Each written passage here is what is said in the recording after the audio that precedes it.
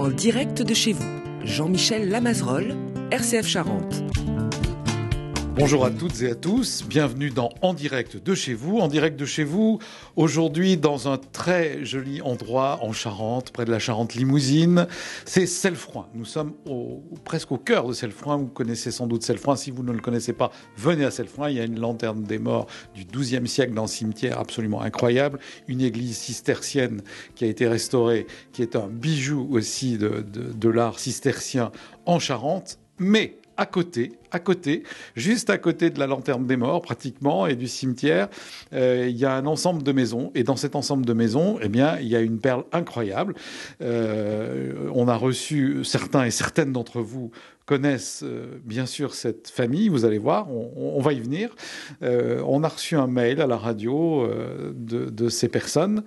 Et j'ai dit, mais c'est incroyable. Et qu'est-ce qui est incroyable ? C'est simplement que Pierre-Ignace Balzano et son épouse Sylvie, qui sont à mes côtés, eh bien, depuis des années, constituent ce qui, on l'espère, et ils l'espèrent fort, pourrait devenir un musée, puisqu'ils ont chez eux, ici, dans leur maison, sous surveillance, je tiens à le dire, de tous côtés, pour qu'il n'y ait pas d'équivoque et que vous n'ayez pas cassé un carreau pour prendre des affaires, 3000 objets ayant trait à Napoléon Ier, et même certains lui ayant appartenu, ou à sa famille. Et donc nous sommes dans cette maison qui est, dès qu'on rentre, on est cerné par Napoléon, mais cerné au bon sens du terme, c'est-à-dire que tout à coup, tout ce qui est là nous paraît familier, alors que ça a quelques siècles. Bon, c'est pas si loin que ça, et puis vous verrez avec Pierre-Ignace que notre vie d'aujourd'hui, elle est rythmée par tout ce qui s'est fait sous le consulat et l'Empire ensuite. Donc, je n'en dis pas plus. Pour ceux qui nous regarderont sur Télé 16, vous verrez qu'il y a beaucoup de tableaux, beaucoup d'objets. Et bien, nous allons faire le tour de cette maison incroyable en compagnie de Sylvie et Pierre-Ignace Balzano, que je salue dès maintenant. Bonjour Pierre-Ignace. Bonjour, et nous sommes très heureux de vous accueillir dans notre petite maison liée aux objets à Napoléon et à l'histoire, surtout à l'histoire, et plus particulièrement à mon histoire personnelle, puisque j'envoie un petit signe à mon père qui est décédé, et qu'il avait toujours, lui, souhaité que se crée ce musée lié à Napoléon, sachant que notre famille est issue de Naples et de Calabre, et une ville de Calabre porte notre nom, Balzano. Et nous avons été, mes ancêtres ont été anoblis par le roi de Naples, qui était le frère aîné de Napoléon, Joseph Napoléon Bonaparte. Donc un lien, inné par votre famille. J'en profite pour saluer Sylvie. Bonjour Sylvie, vous êtes bretonne, je crois. Oui, tout à fait. Alors on verra après pourquoi la Charente, etc. Mais revenons à votre papa. On est à côté de son portrait ici. C'est comme ça que tout a commencé. C'est comme ça que tout a commencé. Après avoir pris la retraite, je voulais le faire, mais étant fonctionnaire d'État, je n'ai pas eu des disponibilités pour faire des recherches importantes sur notre famille. Vous pouvez voir le blason de la famille Balzano qui est là en bas. Et quand j'ai pris la retraite, on a décidé ensemble de dire on va aller un peu partout où on est passé, que ce soit en Corse, à Naples, en Calabre, pour retrouver les documents qu'on mettra dans notre musée qu'on veut créer, justifiant de nous dire de notre lignée vis-à-vis de Joseph Bonaparte. En fait, c'est Joseph qui a déterminé un grand morceau de votre vie. Oui, je dirais que c'est plus Joseph que Napoléon. Joseph a été roi de Naples. Notre famille, la grande majorité de notre famille est de Naples. Et donc, il a anobli mes ancêtres. Et de génération en génération, si aujourd'hui c'était pas la République, on serait peut-être au gouvernement. Ah ben, sait-on jamais. Alors, je dis juste que le blason, il y a une tour en haut à gauche, une couronne sur la droite. Il est divisé en quatre parties. Une épée, un sabre sous la tour, et puis une sorte d'aigle en bas à droite. Enfin, ça dépend comment on regarde, hein, évidemment.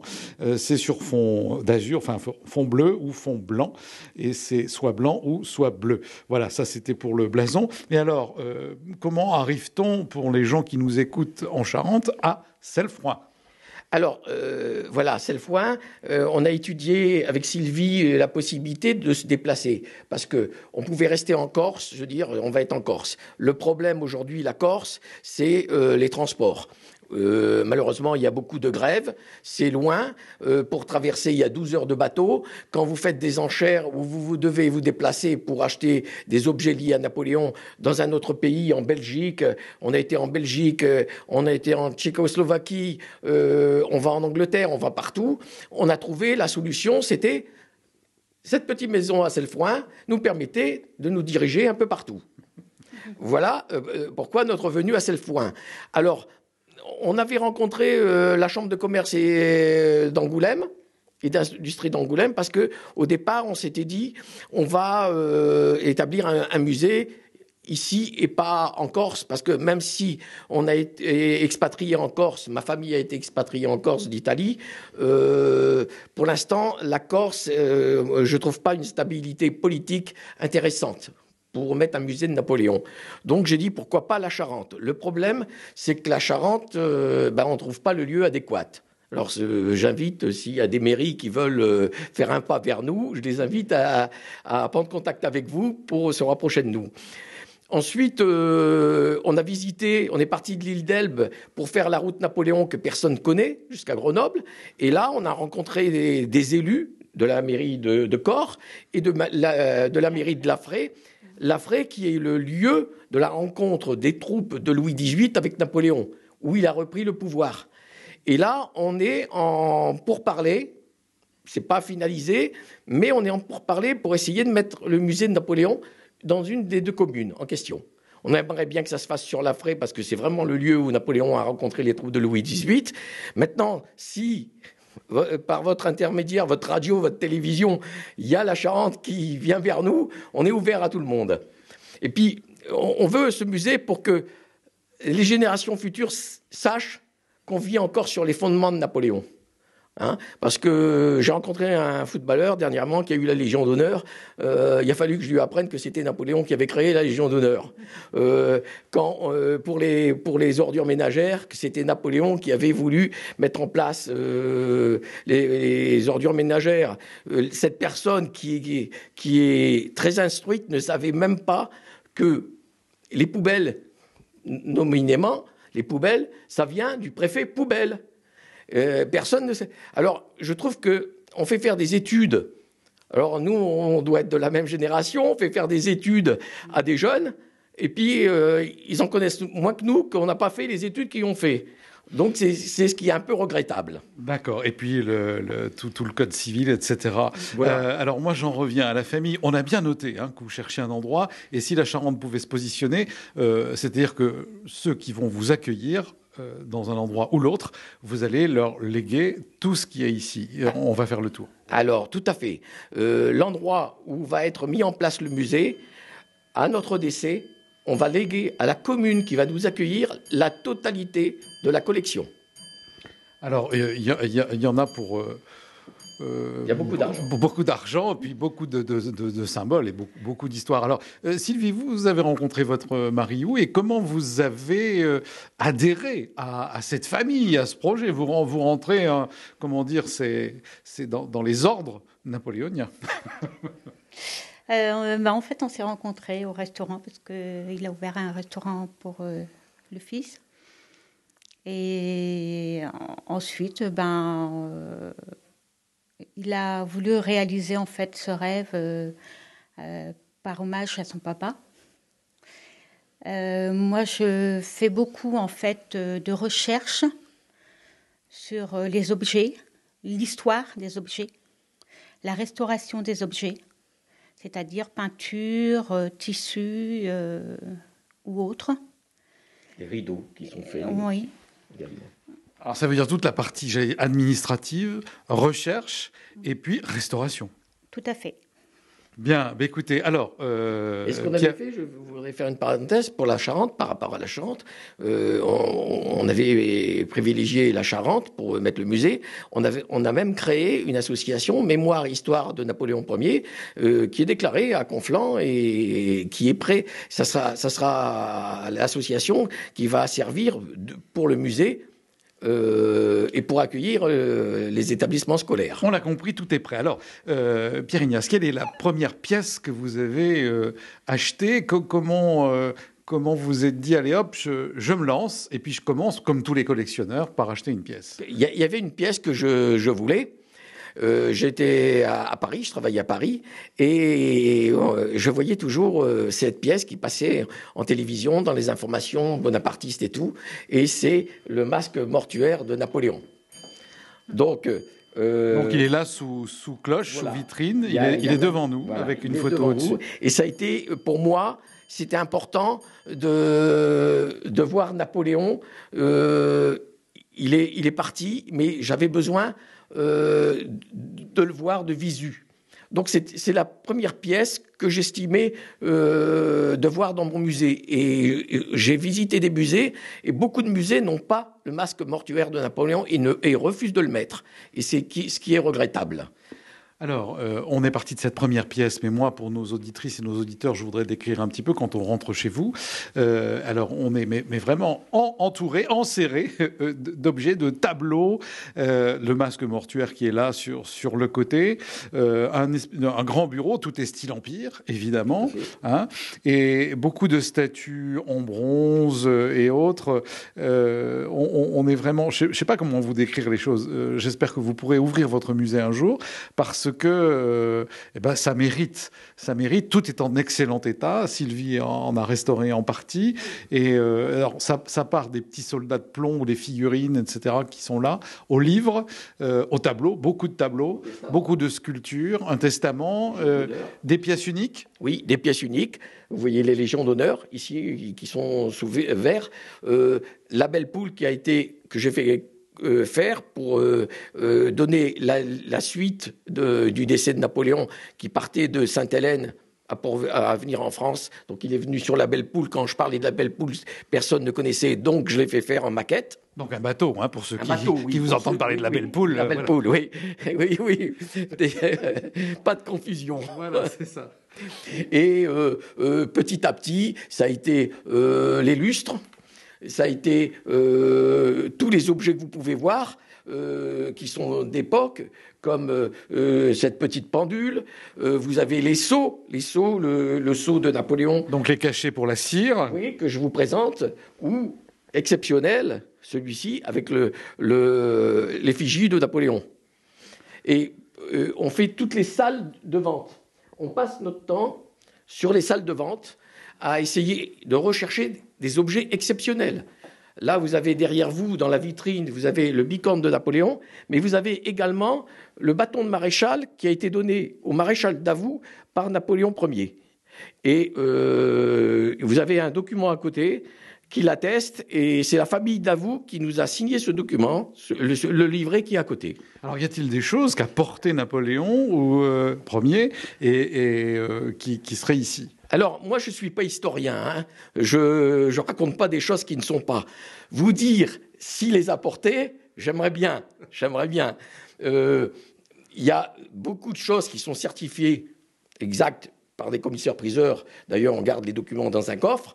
Maintenant, heureusement pour moi, j'ai 67 ans.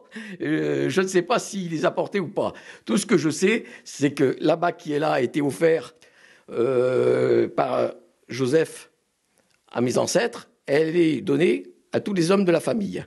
D'accord, que vous portez à votre main gauche. C'est une bague à l'effigie de la couronne de Napoléon, le N, faite en vermeil et en or blanc. Très bien. Alors, comment vit-on dans une maison comme ça qui est chargée d'objets ? Comment vous vivez tout ça, vous ? Parce que ça, la partie humaine et même, j'allais dire, presque spirituelle, c'est important. Moi, je veux dire, je suis en train de... Bon, j'ai plus 20 ans, hein, et je suis en train d'accélérer les choses pour concrétiser ce que voulait faire mon père. Donc, quelque part, avec l'aide de Sylvie, qui fait beaucoup de choses, parce qu'il faut reconnaître que c'est elle qui fait 80% des choses, et des fois, c'est elle qui me dirige sur des objets que j'ai pas vus, parce que forcément, ma vue, au vu de certains petits problèmes, baisse un peu, et c'est elle qui retrouve des objets exceptionnels. Donc, j'en suis fier, et je suis fier d'être arrivé à ça. Ce que je regrette, c'est que les enfants d'aujourd'hui, nos enfants, ça ne les intéresse pas. Alors, effectivement, rien ne les pousse à ça. Après, effectivement, un musée, s'il est bien scénographié, je pense que ça peut les intéresser. Vous savez, je pense pas. Alors, je me suis dit... Ne soyez pas défaitiste. Je suis pas défaitiste, mais c'est une charge, un musée. C'est une charge. C'est une contrainte. Là, quand on veut partir de 3 jours pour acheter des objets, on est obligé de demander à la gendarmerie de passer, on est obligé de mettre des agents de sécurité. Dans la nuit, on a les chiens, on a les caméras dehors, on a les caméras dans les jardins, on a des caméras partout, on est obligé d'avoir de la protection. Et c'est lourd à porter. Moi, je le porte par historique de ma famille. Oui, ce que j'ai compris, c'est que, et puis les gens nous comprendront aussi, c'est que quand on est un privé, c'est difficile d'assumer autant de choses, même si c'est d'abord un travail de collectionneur, ça devient un musée, et là, ça demande d'avoir d'autres structures pour porter toute cette histoire. Et puis, ce qu'il faut comprendre, c'est que notre vie est consacrée, le restant de notre vie, de notre retraite, est consacré à ça. Donc, on n'a pas, à côté de ça, de temps en temps, on a été voir Nicoletta en Charente, mais on est toujours sur les enchères, on est toujours sur les achats, à la recherche des objets vraiment du Premier Empire, et ce qui est difficile à trouver aujourd'hui. Alors, on vous comprend. Alors là, je suis à côté de la cheminée. Il y a une plaque de cheminée avec Napoléon. Il y a des vases magnifiques où on voit Joséphine et Napoléon. On a un prie-dieu ici que vous avez aussi ramené. Des lithographies. Franchement, alors, tout ça est là et on ne peut pas venir visiter chez vous. Non. Ah non. Là, on ne peut pas faire visiter chez nous parce que déjà, les assurances n'accepteraient pas. La sécurité est au summum, tellement que des fois on a des problèmes d'internet en ce moment que l'opérateur nous dit donnez vos clés, vous n'êtes pas là, donnez vos clés à vos voisins. Ça, c'est pas possible. Ça, c'est pas possible. Et la sécurité est en permanence. Vous voyez, il y a les caméras tournent en permanence. Hein. Donc chaque personne qui vient ici est filmée. Et le cas échéant, si la personne arrive à atténuer les caméras, vous avez ici un lanceur de fumée et vous êtes immobilisé et qui est en relation, et c'est en relation avec la gendarmerie. D'accord, bien. Alors, on a compris tout ça, l'histoire de la famille, votre passion qui continue, et vous aimeriez qu'elle puisse s'inscrire dans un lieu dédié et ouvert à tous, puisque là, on ne peut pas voir toutes ces merveilles. Alors, je voudrais qu'on s'approche là de ce qui est votre salon, salle à manger, mais qui est le musée. Et on a des épées, et notamment une qui a servi au tournage d'un film qui va arriver sur nos écrans dans ce mois de novembre où nous tournons avec vous, voilà. 2023. Tout à fait. Alors, cette épée a été commandée par Napoléon Ier pour tous ces chasseurs qui étaient auprès de lui, et ils avaient tous la même épée. Et elle a été choisie pour tourner dans le film qui va sortir le 22 novembre prochain. Alors, c'est une épée exceptionnelle parce que faire partie d'un film, et elle est historique. Vraiment historique. Alors là, mes yeux se portent, et alors là, on va quitter un tout petit peu Napoléon Ier, puisque je vois des chenets pour la cheminée, c'est Napoléon III. Oui, alors je vous explique. On nous fait des cadeaux. Les gens confondent Napoléon III, Napoléon Ier. On nous fait des cadeaux. Et nous, par respect pour les gens qui nous font des cadeaux, on ne peut pas les refuser. On ne peut pas les refuser. Déjà, on nous emmène des Corses, des bouteilles Corses, vous savez, souvenirs de Corse. Mais donc, c'est très difficile de dire aux gens, non, mais attendez, vous êtes gentils, on n'en veut pas, quoi. C'est très difficile. Donc, on est tolérant sur ce point-là. Mais l'objectif, c'est le Premier Empire, Napoléon Ier. D'accord. Alors maintenant, on va passer. Alors il y a un Napoléon en pied. Je ne vais pas résister de me mettre à côté de lui. Je ne vais pas pouvoir l'interviewer, mais grâce à vous, on a des choses. Et je vois que je suis à peu près de sa taille, donc je suis pas très grand. Et nous allons passer maintenant dans une salle à côté. Alors il y a toujours des épées. Il y a des figurines avec des soldats. Venez à côté de moi, Pierre Ignace, de Napoléon Ier. Des figurines et puis des armes qui sont soit des vraies, soit des reconstitutions, pour qu'on comprenne quel était l'armement d'un grenadier ou d'un soldat de Napoléon. Grognard. Voilà, vous avez le pistolet, le mousquet et le sabre qui y appartenaient, et puis vous avez le shako des grognards. Vous voyez, ça correspond bien. On a mis les figurines pour que les gens arrivent à comprendre à quoi ça correspond. Là, c'est l'équipement d'un grognard. Et vous avez, là, historique, c'est pour charger, et c'est le support de poudre pour charger. Oui, c'est une corne, comme une corne de vache, mais qui servait à mettre la poudre dans le fusil. Voilà. D'accord, très bien. Alors maintenant, on va passer dans une autre salle et tout en passant à côté, Sylvie a voulu que la maison Courvoisier, qui était le cognac qui servait à l'empereur, soit mise à l'honneur. Donc dans le couloir qui nous mène au salon, une petite parenthèse. Voilà. Qu'est-ce que vous avez mis là ? En fait, j'ai mis l'article qui se trouvait dans le Charente Libre, et donc j'ai mis quelques bouteilles à l'effigie en fait. De Napoléon, chez Courvoisier. Voilà. Donc on passe dans la pièce d'à côté. Alors nous voilà maintenant, Pierre Ignace Balzano, avec votre épouse Sylvie, dans ce qui aurait dû être une chambre normalement, qui est un salon maintenant, avec là encore des figurines, des portraits, des tableaux, des statues, et tout est style empire. Vous avez un portrait qui vous avait été donné lorsque vous étiez en quête d'un endroit pour un musée. Vous allez nous dire comment. Et après, on passera à un bout d'histoire de Napoléon Ier qu'on ne connaît pas à Sainte-Hélène. D'accord. Alors là, quand on est passé à Laffrey sur la prairie où Napoléon a rencontré les troupes de Louis XVIII, on a été reçus par les habitants, et très bien reçus. Et on a parlé qu'on était des collectionneurs de Napoléon. J'ai raconté un peu mon histoire, et ils nous ont reçus dans un restaurant. Ils nous ont offert ce tableau que vous voyez, Napoléon sur soie.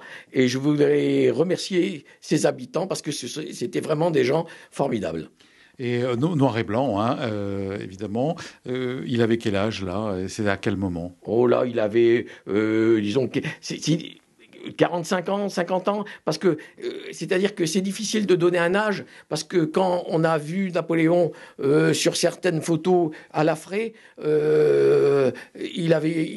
avait l'impression que, c'est dommage ce que je vais dire, mais on avait l'impression qu'il avait 80 ans, il n'en avait pas 50.